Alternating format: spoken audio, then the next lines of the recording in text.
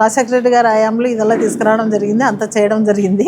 పనులు మొత్తము అంతా అది మైన్స్ అంతా కూడా పూర్తి కానికి రావాల్సింది 2019-24 వరకు, అంటే జగనన్న పీరియడ్లో మొత్తం అక్కడ లీజుకు తీసుకోవడం కానీ, ఇక్కడ భూములు 200 ఎకరాలు కొనడం కానీ, భూములు కొనడం కానీ అంతా కూడా జగనన్న పీరియడ్లో జరిగింది. అక్కడ కూడా కొన్ని ఆ పీరియడ్లోనే జగనన్న ముఖ్యమంత్రిగా ఉన్నప్పుడే అప్పుడు ఉద్యోగాలు కూడా కొన్ని రావడం కూడా జరిగింది.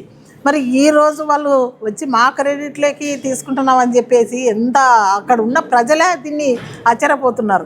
అక్కడ ఉండేది కూడా పగడ్రాయిలు అంతా కూడా మా వాళ్ళు, మా వియంకులు వాళ్ళే, అంత క్లియర్గా భూములు లీజ్ తీసుకునేది వాళ్ళే, అంతా వాళ్ళే. కాబట్టి నాకు క్లియర్గా తెలుసు అది ఎప్పుడెప్పుడు పనులు జరిగేది అనేది. 2004 అంటే రాజశేఖర రెడ్డి గారు సీఎంగా ఉన్నారు. 2004 నుంచి 7లో దాన్ని మంజూరు తీసుకొని వస్తే లీజ్ అది కేంద్రం నుంచి తీసుకొని వస్తే గ్రీన్ సిగ్నల్, దాన్ని అప్పటి నుంచి డెవలప్ చేసుకుంటా, భూములు కొనుక్కుంటూ చేసుకుంటా, జియో మైన్స్ వాళ్ళు రావడము, అవన్నీ పనులు జరగడం. అప్పుడైతే ఆ క్రెడిట్ అంతా మేము చేసినా, మీరు చేసిన 2014 నుండి 19 వరకు అసలు అన్నా రూపాయలే లేదు. జియో మైన్స్ అంటే కూడా ఎవరికి తెలియదు.